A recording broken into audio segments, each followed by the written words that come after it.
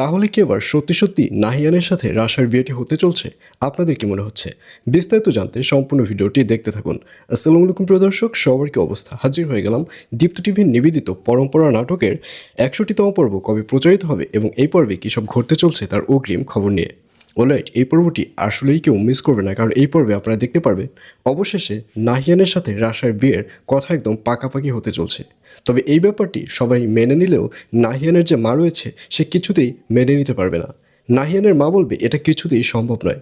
ওরা হচ্ছে দুজন বন্ধু, ওদের মাঝে বিয়ের কথা আমরা তো কখনোই কল্পনা করতে পারি না। আর অন্যদিকে নাহিয়ানকে দেখা যাবে সেও একদম এক পায়ে বিয়ে করবার জন্য রাজি হয়ে বসে থাকবে।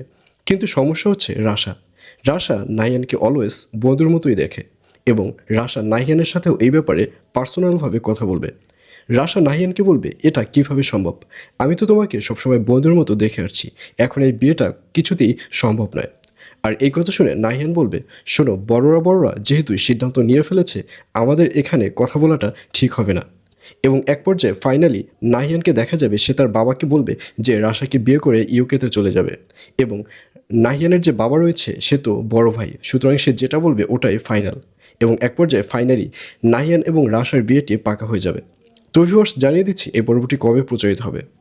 পরম্পরা নাটকের 61তম পর্ব প্রচারিত হবে আগামীকাল 14 তারিখ, অর্থাৎ 14ই মার্চ শনিবার রাত 9টা 30 মিনিটে শুধুমাত্র দীপ্ত টিভি ইউটিউব চ্যানেলে।